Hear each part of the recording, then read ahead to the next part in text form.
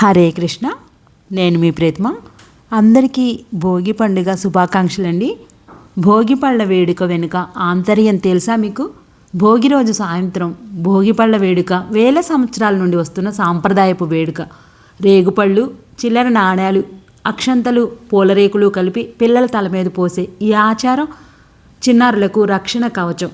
బంధుమిత్రులను పిలిచి పిల్లలకు హారతిచ్చి దిష్టి తీసి ఆశీస్సులను అందిస్తారు. రేగుపండును బద్రీ ఫలం అంటారు. ఇది విష్ణుమూర్తికి ప్రీతికరమైంది. ఈ పళ్ళు తల మీద పోయటం వల్ల వారికి దృష్టి దోషాలు తొలుగుతాయని, శ్రీమన్నారాయణుడి కృప కలుగుతుందని నమ్ముతారు. భోగి పళ్ళు తల మీద పోయటం వెనుక ఓ ఆంతర్యం ఉంది. పురాణాల ప్రకారం శివుడి కోసం నరనారాయణులు బద్రీవనంలో తపస్సు చేశారంట. వారి తపస్సుకు మెచ్చి దేవతలు బద్రీ ఫలాలు అంటే రేగుపళ్ళనే వర్షంలా కురిపించారట.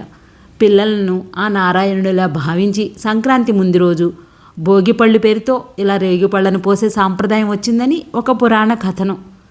పిల్లలు పుట్టినప్పుడు మాడు మెత్తగా ఉంటుంది కదా, దాన్ని భ్రమరంధ్రంగానూ భావిస్తారు. రేగుపళ్ళు తల మీద పోసినప్పుడు వాటి నుంచి వచ్చే సువాసనలు దాన్ని ప్రేరేపితం చేస్తాయని, జ్ఞానం పెరుగుతుందని, ఆరోగ్యంగా జీవిస్తారని ఒక నమ్మకం.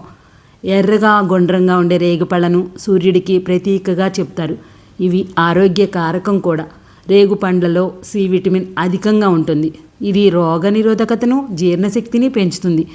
ఆకర్షించే రంగుతో తెలిసి తెలియక పిల్లలు వీటిని నోట్లో పెట్టుకున్నా ఆరోగ్యానికి మంచిదే. దీర్ఘాయుష్యు, కలకాలం సంతోషంగా జీవించు అని మనసారా మన బిడ్డను నలుగురు దీవిస్తుంటే అదో ఆనందం కదా. ఈ భోగిపళ్ళు ఎలా పోస్తారంటే, ప్రతి ఒక్కరూ గుప్పెట నిండుగా భోగిపళ్ళు తీసుకుని పిల్లల చుట్టూ 3 సార్లు, సవ్య దిశలో 3 సార్లు, అపసవ్య దిశలో 3 సార్లు తిప్పి తల మీద పోస్తారు. ఈ దిష్టి తీసేందుకు ఉపయోగించిన పళ్ళను ఎవరూ తినరు. 12 ఏళ్లలోపు చిన్నారుల తలపై ఈ పళ్ళను పోయొచ్చు. సంక్రాంతి అంటేనే సూర్యుడి పండగ.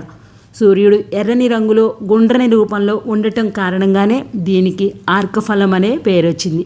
సూర్యదేవిని ఆశీస్సులు తమ పిల్లలకు లభించాలనేందుకు సూచనగా ఈ భోగి పళ్ళను పోస్తారు. సర్వేజనా సుఖినో భవంతు. సర్వం శ్రీకృష్ణార్పణమస్తు. హరే కృష్ణ.